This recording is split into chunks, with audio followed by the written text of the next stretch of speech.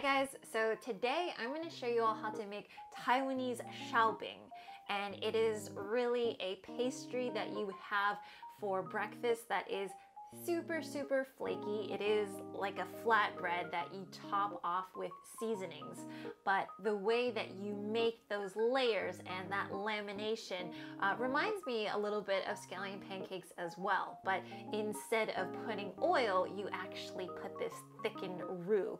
Usually these types of things, I told you it was for breakfast, usually stuffed with fried dough along with a scrambled egg. I remember when I was living in Taiwan and I had my first Taiwanese breakfast and I was like, oh my gosh, what are they doing? They're essentially stuffing, I had thought, like a piece of fried dough sandwich bread in with fried dough. So it is definitely very gluttonous, but also very delicious as well. So I hope you guys all enjoy.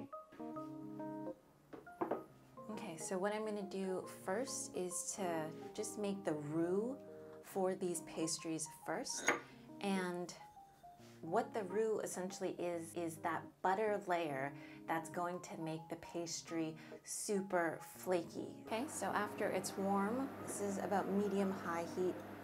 I'm just gonna put in my flour. The recipe is all gonna be down below.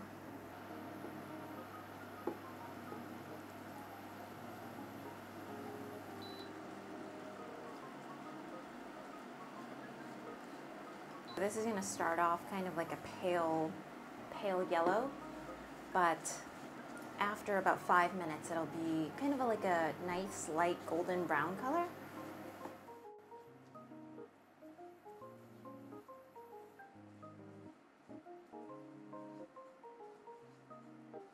I think what the cooking does as well is it adds a little bit of a nuttiness to this roux, and that all goes into flavoring the pastry, of course. Okay, so this is after a couple of minutes, and you can see that it has a nice light coffee brown color now, and it does actually smell a little bit more nutty, a little bit more roasted. So at this time, you just want to set it aside, get it to kind of firm back up, because you don't want to be putting anything so hot like this onto the dough.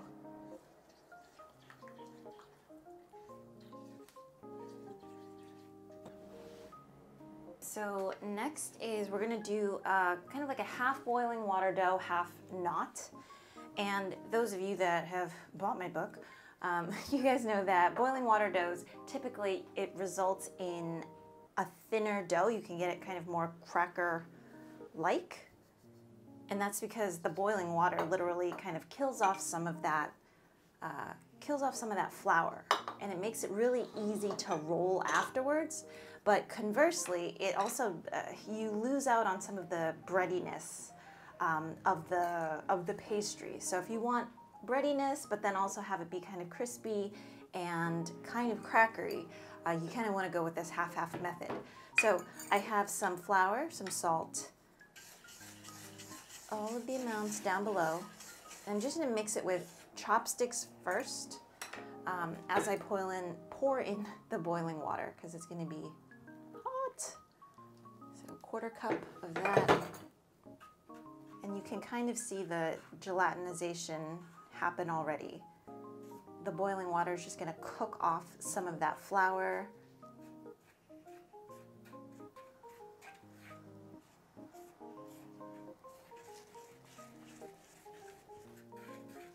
So just mixing that around first,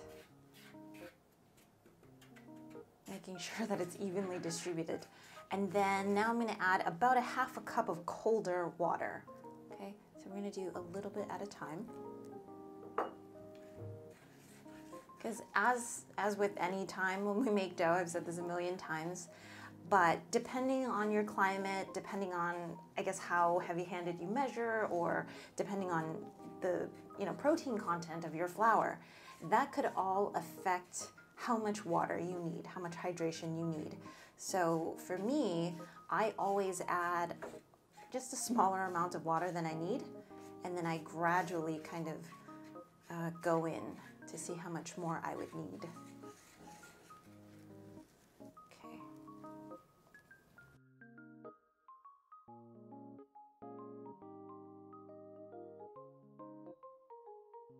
just put it onto a rolling board and I'll finish it that way.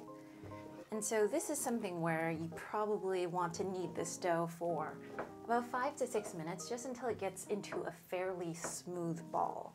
And I say fairly smooth because sometimes if you're not working with really refined flour, or if you're not, using a machine, sometimes it can be difficult to get it into a perfectly smooth ball of dough.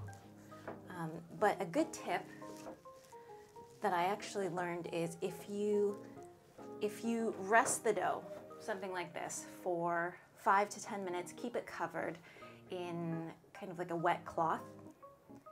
After the 5 or 10 minutes, the gluten has a chance to really relax. It has a chance to also form as well. And then after 5-10 minutes, when you knead it again, you're going to get a really smooth ball of dough.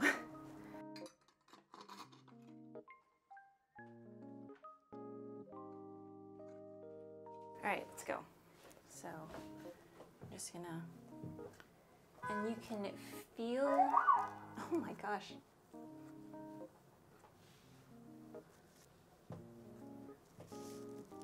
You can actually feel how much smoother the ball of dough is as well. Okay.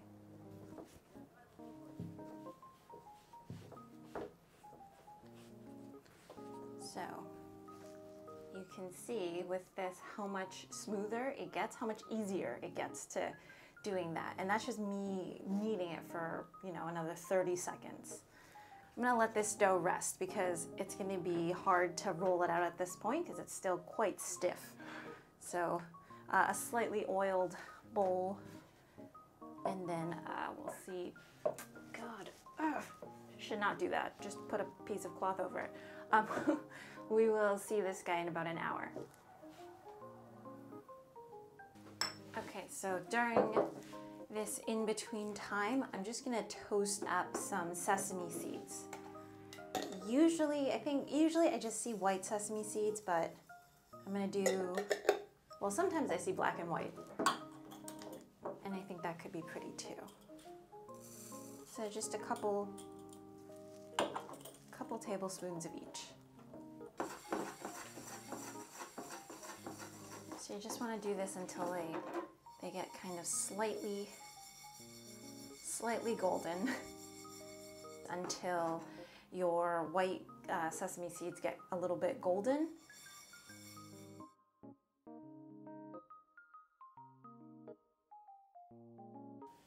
Okay, so what I'm going to do is I'm just going to ever so slightly oil the board, because you do want some tackiness to the dough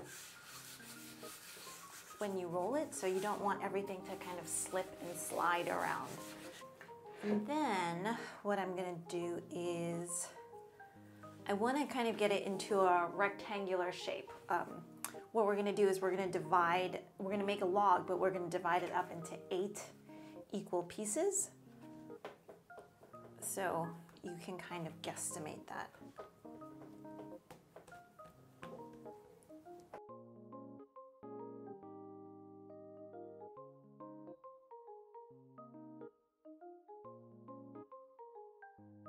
Kind of shape it as I go. Just make sure nothing is sticking as well. Shouldn't stick.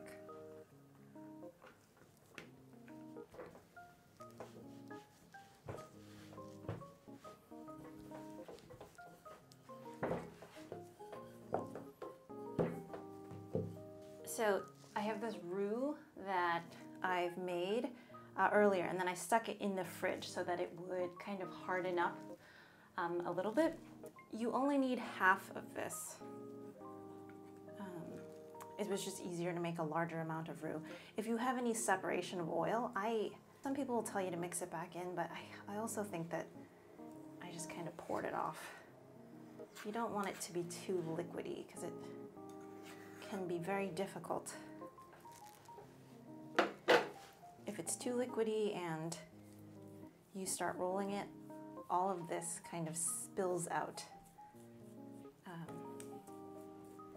I'm going to try not to get too close to the edge either. It kind of leaks out, but you'll see that eventually it all kind of leaks out.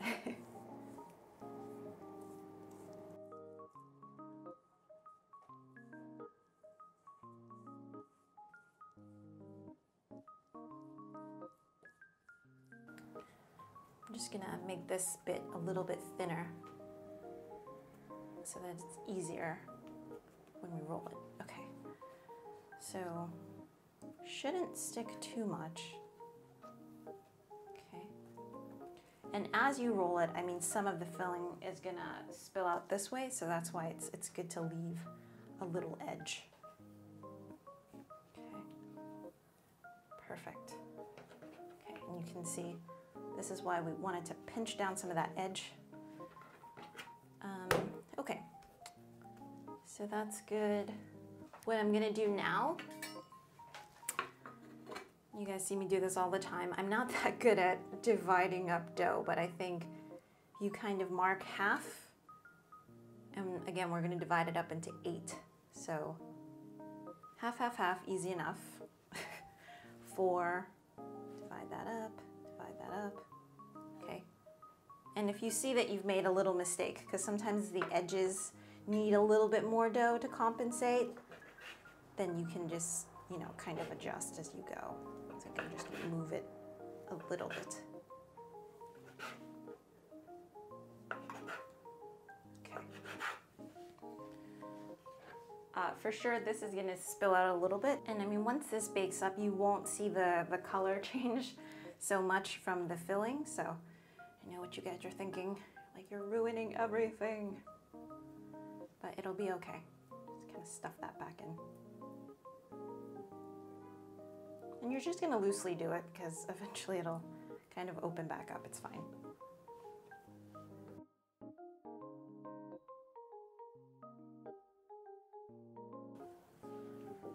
Just roll it up and down. This side is gonna go in.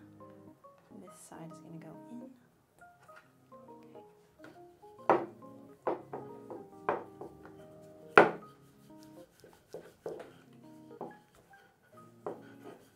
Your instinct is to fold it one more time here, but we're just gonna do the bottom.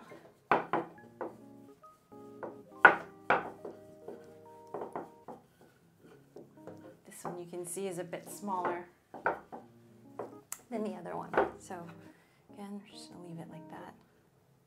Okay. Next one.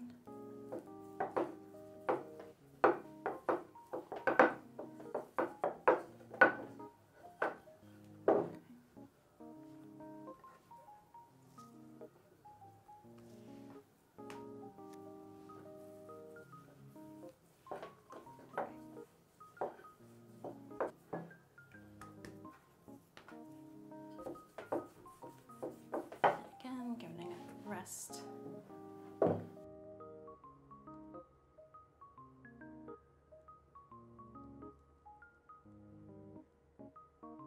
They've only been resting for about 5 minutes, but what I'm going to do now is show you guys. So once again, just get it nice and long, maybe hands width or hands length. And then what you want to do is you want to roll it up. So, like this, okay? So now it's even, so you get this, it's even more layers. Just gonna squish it down. Again, okay, the seam side, have the seam side be down. Okay, so let it rest again, and then repeat with the rest.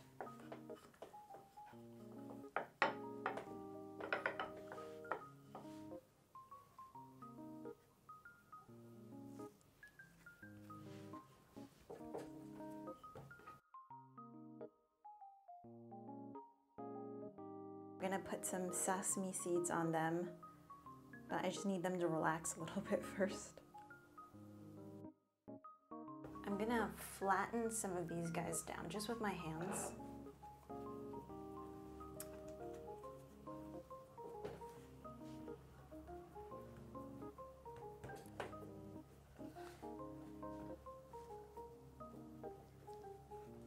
So because I'm going to be sticking the sesame onto this, it has a tendency to not like to stick. So I'm going to just, you can brush it, but just some water is going to help that. Slippery little guy. Okay. Gonna dip that in. Just one side. Really just want to press that in. Okay, that looks good. Great.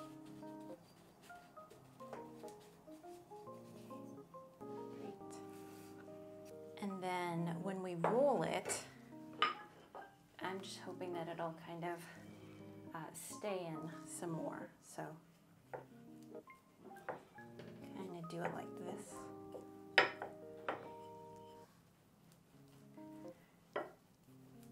Looking for it to just be like a small kind of sandwich size. Usually Xiaobings like this, they're on the kind of longer rectangular end. So you guys can see, like with that, all of the sesame more or less is inside here. So I'm just gonna put this onto a sheet pan with parchment.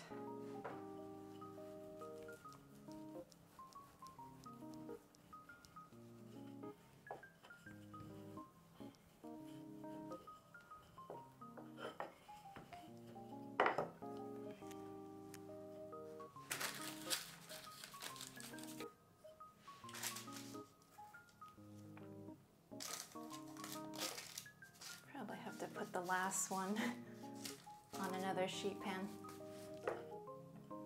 So this goes into about a 425-degree oven, and I would say anywhere from 15 to 20 minutes.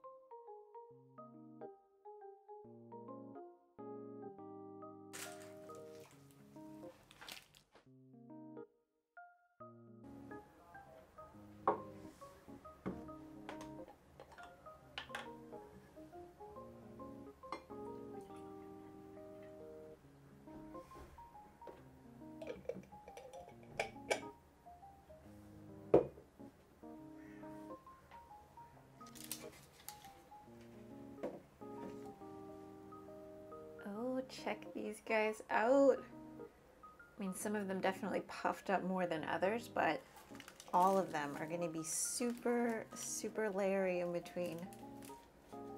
And of course, Xiaobing, you usually have it for breakfast, and hence the soy milk to our side.